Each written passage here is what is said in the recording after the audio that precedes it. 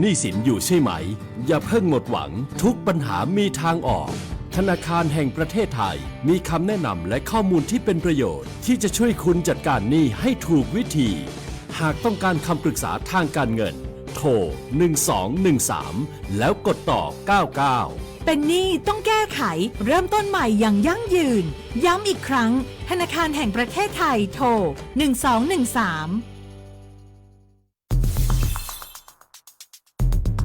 แค่ 3 ปีความเสียหายจากอาชญากรรมไซเบอร์ของคนไทยพุ่งทะลุถึง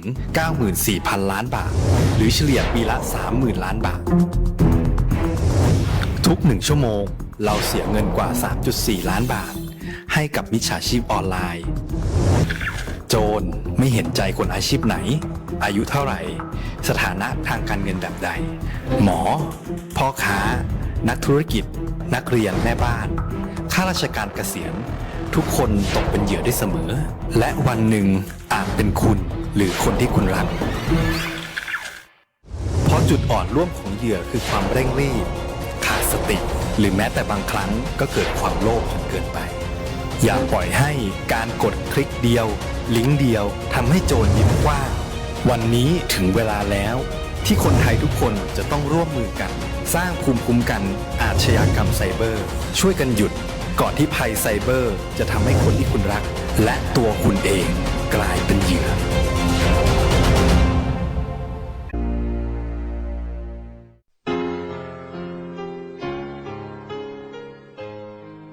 จังหวัดแพร่ร่วมกับสำนักงานศึกษาธิการจังหวัดแพร่ขอเชิญทุกท่านร่วมเสนอชื่อครูผู้สร้างการเปลี่ยนแปลงในชีวิตศิษย์และเป็นครูผู้มีคุณูปการต่อการศึกษา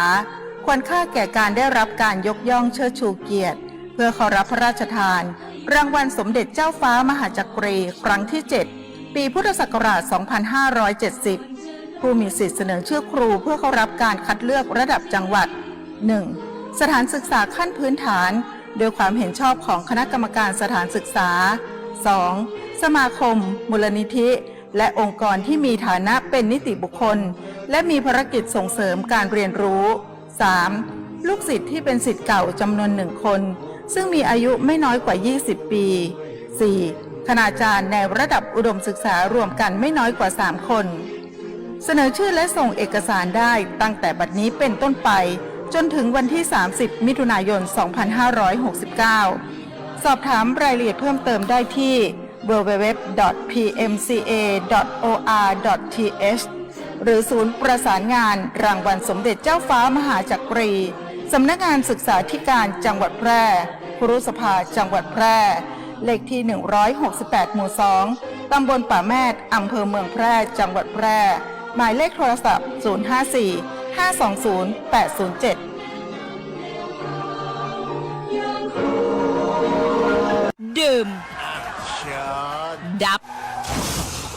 บดีกึดว่าดื่มแล้วครับจะมาเป็นหยังเพราะแอลกอฮอล์จะไปย่าฮือสมองจ้าไข้หลับเป็นซึมเป็นเบลอย่าฮือควบคุมรถบ่ได้การตัดสินใจและการตอบสนองจ้าลงเสี่ยงเสียทรัพย์เสี่ยงดับชีวิตตึงตัวเก่าแล้วก็คนอื่นดื่มเท่ากับดับขับขี่ปลอดภัยใส่ใจคู่การเดินทางกรมการขนส่งทางบกและกองทุนเพื่อความปลอดภัยในการใช้รถใช้ถนนวิทยุแห่งประเทศไทยจังหวัดแพร่ FM 91 MHz ให้ความรู้คู่ความสุข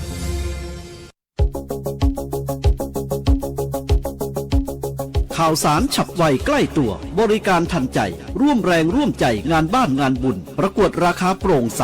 และติดตามสภาพอากาศประจำวันโดยทีมข่าวสวทแพร่ FM 91 MHz สถานีข่าวดีของประชาชนคนเมืองแพร่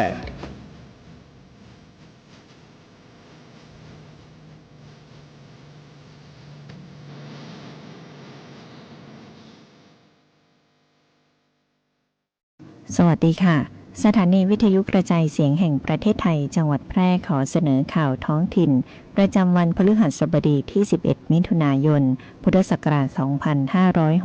2569 โดยมีหัวข้อข่าวดังต่อไปนี้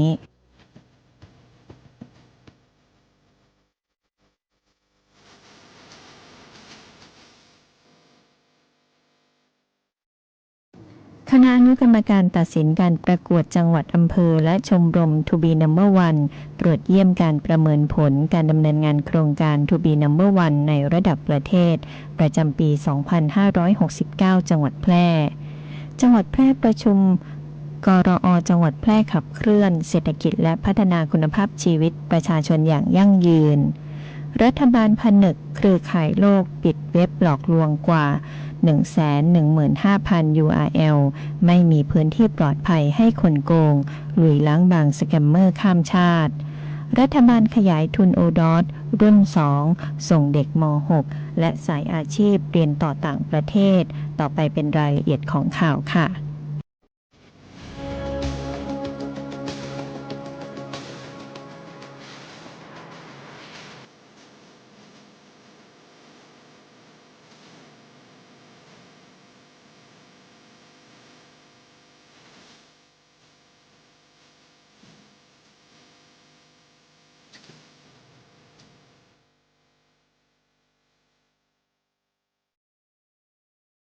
คณะอนุกรรมการตัดสินการประกวดจังหวัดอำเภอและชมรม To be Number One ตรวจเยี่ยมและประเมินผลการดำเนินงานโครงการประจำปี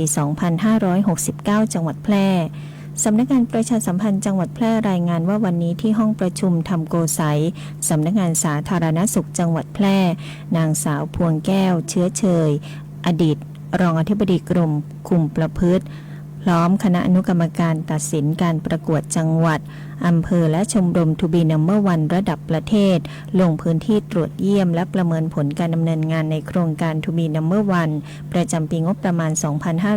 2569 โดยมีนายคุณากรโคชฮิรันรองผู้ว่าราชการจังหวัดแพร่หัวหน้าส่วนราชการหน่วยงานที่เกี่ยวข้องเครือข่าย To be Number One และภาคีเครือข่ายเข้าร่วมให้ประชุมนำเสนอผลของการดำเนินงานการลงพื้นที่ในครั้งนี้เป็นไปตามที่กรมสุขภาพจิตในฐานะเลขานุการโครงการ To be Number One กำหนดให้มีการติดตามผลการดำเนินงานในระดับจังหวัดอำเภอและชมรม To be Number One ในระหว่างวันที่ 11 ถึง 12 มิถุนายน 2569 เพื่อเก็บคะแนนและประเมินผลการดำเนินงานในระดับประเทศหลังจากจังหวัดแพร่ผ่านการคัดเลือกจากรอบระดับภาคเหนือเข้าสู่การประกวดในระดับประเทศในประเภทจังหวัด To be Number One รักษามาตรฐานพร้อมเป็นต้นแบบระดับทองปีที่ 2สำหรับการประเมินในครั้งนี้ได้ติดตามผลการดำเนินงานของเครือข่าย To be Number One ในหลายพื้นที่ประกอบด้วยชมรม To be Number One โรงเรียนพิริยาลัยจังหวัดแพร่อำเภอเมืองแพร่ชุมชนท่าข้ามชมรม To be Number One สถานพินิจและคุ้มครองเด็กและเยาวชนจังหวัดแพร่ชุมชนบ้านแม่ยิ่งและอำเภอวังชิ้นทั้งนี้จังหวัดแพร่ได้ขับเคลื่อนโครงการ To be Number One อย่างต่อเนื่องโดยบูรณาการความร่วมมือจากทุกภาคส่วนมุ่งเน้นในการป้องกันแก้ไขปัญหายาเสพติดในกลุ่มเด็กเยาวชนและประชาชนควบคู่ไปกับการสร้างภูมิคุ้มกันทางสังคมส่งเสริมการใช้เวลาว่างให้เกิดประโยชน์และพัฒนาศักยภาพของสมาชิกในเครือข่ายภายใต้แนวคิดเป็นหนึ่งโดยไม่พึ่งยาเสพติดเพื่อสร้างสังคมที่เข้มแข็งปลอดภัยยั่งยืนพร้อมรักษามาตรฐานการดำเนินงานต่อไปจังหวัดแพร่ประชุมกรอ.จังหวัดแพร่ขับเคลื่อนเศรษฐกิจและพัฒนาคุณภาพชีวิตประชาชนอย่างยั่งยืนนายสมชัยเลิศประสิทธิพันธ์ผู้ว่าราชการจังหวัดแพร่เป็นประธานในการประชุมคณะกรรมการร่วมภาครัฐและเอกชนแก้ไขปัญหาทางเศรษฐกิจจังหวัดแพร่ครั้งที่ 3 ประจำปี 2569ณห้องประชุมจดหมายเหตุชั้น 2 ศาลากลางจังหวัดแพร่การประชุมเป็นเวทีสำคัญในการบูรณาการความร่วมมือระหว่างภาครัฐภาคเอกชนและภาคประชาชนเพื่อร่วมกันแลกเปลี่ยนความคิดเห็นเสนอแนวทางในการแก้ไขปัญหาและกำหนดทิศทางการดำเนินงานในการพัฒนาจังหวัดให้สอดคล้องกับความต้องการของพื้นที่อย่างเป็นรูปธรรมที่ประชุมได้รับทราบความคืบหน้าและร่วมพิจารณาประเด็นสำคัญที่ส่งผลต่อการพัฒนาเศรษฐกิจและคุณภาพชีวิตของประชาชนอาทิโครงการขยายท่าอากาศยานแพร่การเตรียมความพร้อมด้านการป้องกันแก้ไขปัญหาอุทกภัยแผนงานรองรับสังคมผู้สูงอายุ การส่งเสริมและเพิ่มมูลค่าสินค้าเกษตรตลอดจนการพัฒนาโครงสร้างพื้นฐานและศักยภาพทางเศรษฐกิจของจังหวัดทั้งนี้ข้อเสนอและความคิดเห็นจากทุกภาคส่วนจะเป็นกลไกสำคัญในการผลักดันนโยบายและโครงการต่างๆให้เกิดผลสำฤทธิ์อย่างเป็นรูปธรรมอันจะนำไปสู่การยกระดับคุณภาพชีวิตของประชาชนสร้างโอกาสทางเศรษฐกิจและเสริมสร้างความเข้มแข็งให้จังหวัดแพร่เติบโตมั่นคงและยั่งยืนต่อไปรัฐบาลผนึกเครือข่ายโลกปิดเว็บหลอกลวงกว่า 115,000 URL ไม่มีพื้นที่ปลอดภัยให้คนโกงลุยล้างบางสแกมเมอร์ข้ามชาติรัฐบาลเดินหน้าปราบปรามอาชญากรรมไซเบอร์และอาชญากรรมข้ามชาติอย่างเข้มข้นจนเกิดผลเป็นรูปธรรมโดยศูนย์ต่อต้านฉ้อโกงออนไลน์ AOC สามารถปิดกั้นช่องทางหลอกลวงออนไลน์ได้แล้วกว่า 115,584 URL ในระหว่างวันที่ 1 ตุลาคม 2568 ถึง 20 พฤษภาคม 2569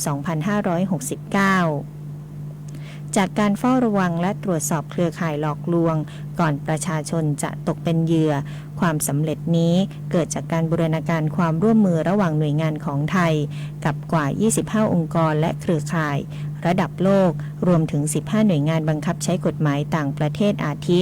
สหราชอาณาจักรและภาคเอกชนด้านเทคโนโลยีเพื่อแลกเปลี่ยนข้อมูลข่าวกรองติดตามเส้นทางการเงินและขยายผลถึงผู้บงการเครือข่ายอาชญากรรมข้ามชาติความร่วมมือระดับนานาชาติไม่เพียงช่วยเพิ่มประสิทธิภาพการปราบปรามแก๊งคอลเซ็นเตอร์และเครือข่ายสแกมเมอร์เท่านั้นแต่ยังเป็นกลไกสำคัญในการช่วยเหลือผู้ที่เสียหายจากขบวนการค้ามนุษย์และเครือข่ายหลอกลวงออนไลน์รวมถึงการประสานส่งตัวผู้ได้รับผลกระทบจากประเทศอย่างปลอดภัยสะท้อนบทบาทเชิงรุกของประเทศไทยในการแก้ไขปัญหาอาชญากรรมข้ามชาติร่วมกับประชาคมโลกทั้งนี้ไทยเตรียมยื่นสัญญาบันเข้าเป็นภาคีอนุสัญญาสหประชาชาติว่าด้วยการต่อต้านอาชญากรรมไซเบอร์ภายในเดือนธันวาคม 2569 ยกระดับความร่วมมือระหว่างประเทศในการรับมือภัยคุกคามทางไซเบอร์ที่มีความซับซ้อนมากขึ้นกระทรวงศึกษาธิการมีมาตรการในเชิงรุกที่สร้างความเท่าเทียมลดความเหลื่อมล้ำและกระจายโอกาสทางการศึกษาให้กับนักเรียนทั่วประเทศซึ่งขณะนี้กำลังเปิดรับสมัครนักเรียนเข้าร่วมโครงการ1อำเภอ1ทุนหรือทุนโอดอทรุ่นที่2ประจำปี 2569 จนถึงวันที่ 15 มิถุนายน 2569 นี้ลดอุปสรรคด้านการเข้าถึงข้อมูลในพื้นที่ห่างไกลทั้งนี้ทางรัฐบาลกระทรวงศึกษาธิการได้สั่งการให้ทุกหน่วยงานในสังกัด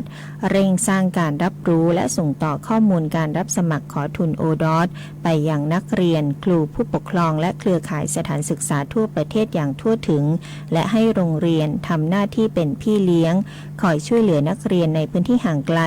หรือพื้นที่ที่มีข้อจำกัดด้านการสื่อสารให้สามารถยื่นสิทธิสมัครผ่านระบบออนไลน์ได้อย่างถูกต้องและทันเวลาสำหรับทุนโอดอทในรุ่นที่ 2 นี้เปิดโอกาสให้นักเรียนที่ขาดแคลนแต่มีผลการเรียนดีมีศักยภาพไปศึกษาต่อในระดับปวสและปริญญาตรีในต่างประเทศรวม100ทุนแบ่งเป็นทุนสำหรับนักเรียนชั้นม .6 ไปศึกษาต่อในระดับปริญญาตรี70ทุนที่ประเทศสหรัฐอเมริกาสหราชอาณาจักรและออสเตรเลียรวมไปถึงทุนสำหรับนักเรียนปวชปี 3 เพื่อไปศึกษาต่อในระดับปวสหรือปริญญาตรีอีก30ทุนที่ประเทศออสเตรเลียโครงการนี้ไม่ใช่ทุนการศึกษาเท่านั้นแต่เป็นโอกาสและสิทธิ์ของเยาวชนไทยทุกคนที่จะเข้าถึงประสบการณ์ในระดับโลกเพราะจะได้รับการศึกษาเล่าเรียนในกลุ่มสาขาวิชาที่กำลังสำคัญต่อการพัฒนาประเทศในอนาคตอาทิวิทยาศาสตร์เทคโนโลยีวิศวกรรมคอมพิวเตอร์ AI และกลุ่มการแพทย์สุขภาพรวมถึงอุตสาหกรรมแห่งอนาคตซึ่งจะเปิดรับสมัครไปจนถึงวันที่ 15 มิถุนายน 2569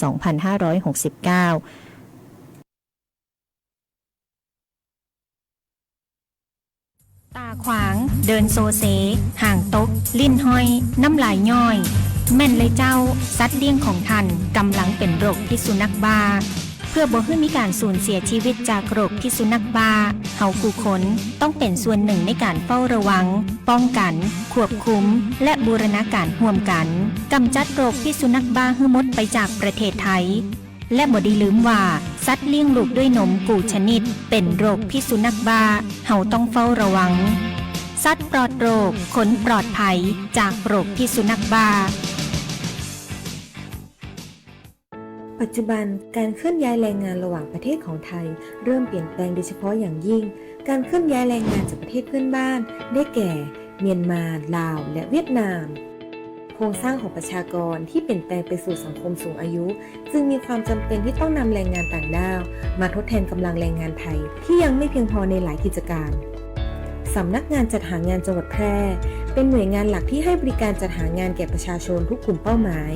รวมถึงการควบคุมการทำงานของคนต่างด้าวซึ่งปัจจุบันได้นำระบบ e-work permit เข้ามาอำนวยความสะดวกในการให้บริการแก่นายจ้างสถานประกอบการและแรงงานต่างด้าวในกระบวนการการรับคำขอการแจ้งการทำงานของคนต่างด้าวและการผลิตใบอนุญาตการทำงานทั้งนี้สามารถรับชมวิดีทัศน์การให้บริการผ่านระบบ e-work permit ได้ที่เพจ Facebook สำนักงานจัดหางานจังหวัดแพร่หรือสอบถามรายละเอียดเพิ่มเติมผ่านแอปพลิเคชัน LINE Official S435DEAQA หมายเลขโทรศัพท์ 0545111721 หรือ 0545111807 และสายด่วนกรมการจัดหางาน 1506 กด 2 สำนักงานจัดหางานจังหวัดแพร่มุ่งให้นายจ้างและแรงงานต่างด้าวได้รับการคุ้มครองตามกฎหมายอย่างเป็นธรรม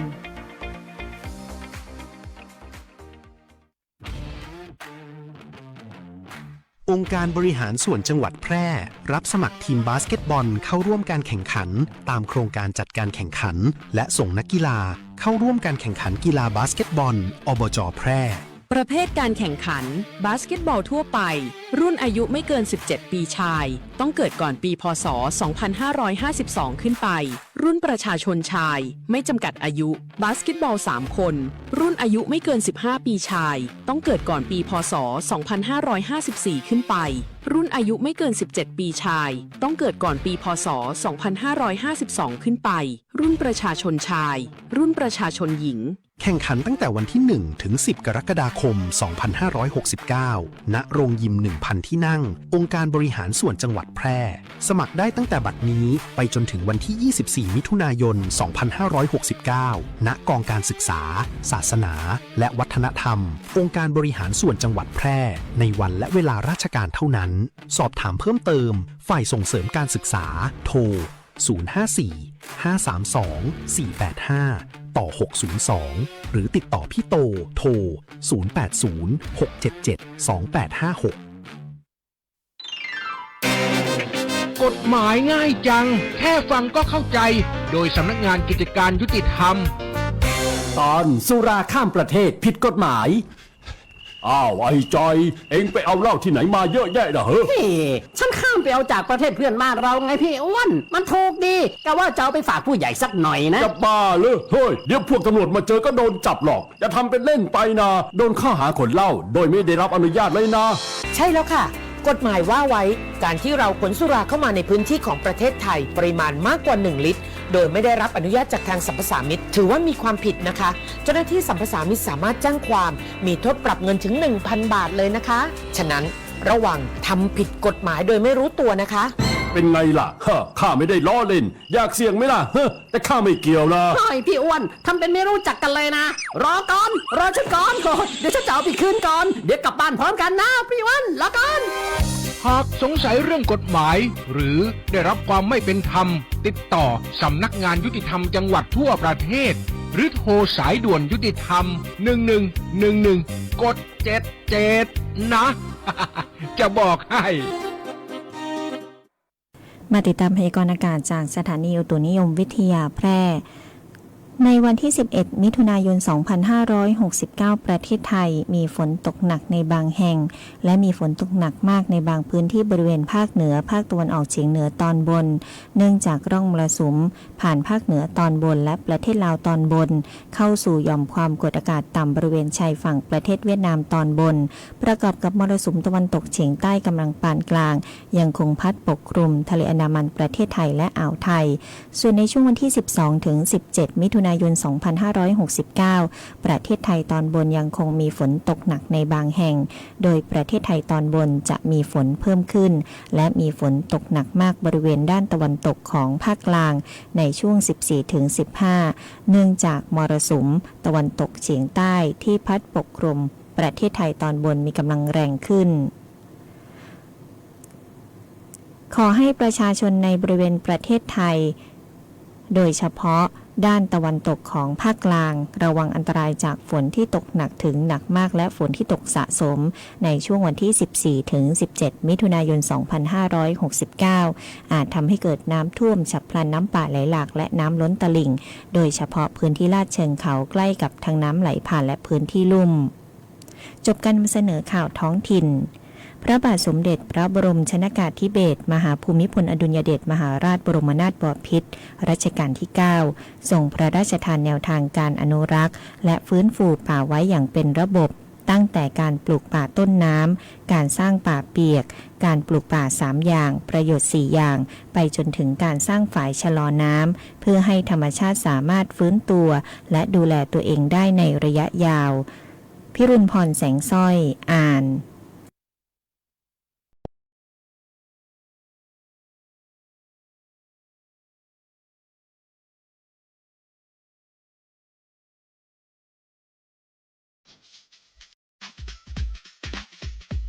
หากคุณมีปัญหาสายตาอยากได้แว่นสักอันหนึ่งไว้ตอบแชทตอบไลน์งานด่วนใส่ขับรถไปทำงานไปท่องเที่ยวดูแผนที่ปักหมุดหาจุดหมายปลายทางหรือต้องการใช้เลนส์โปรเกรสซีฟไว้มองไกลมองกระจกซ้ายกระจกขวา The World of Opticon เราเข้าใจถึงปัญหาสายตาของคุณดีวัดสายตาแม่นยำโดยทัศนศาสตร์ด้วยประสบการณ์กว่า40 ปี The World of Opticon ช่วยคุณได้ตัวแทนจำหน่ายแว่นตานาฬิกาพร้อมบริการหลังการขายมาเลยที่ The World of Opticon มุมแยกกาดน้ำทองถนนภูเก็ตตำบลนาจักอำเภอเมืองแพร่จังหวัดแพร่โทร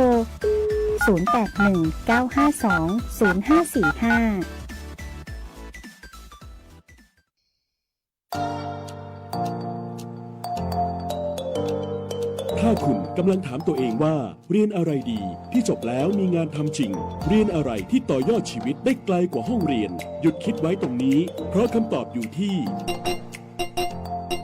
วิทยาลัยอาชีวศึกษาแพร่ที่นี่เราไม่ได้สอนแค่ให้รู้แต่สอนให้ทำเป็นทำจริงและทำได้ในโลกอาชีพ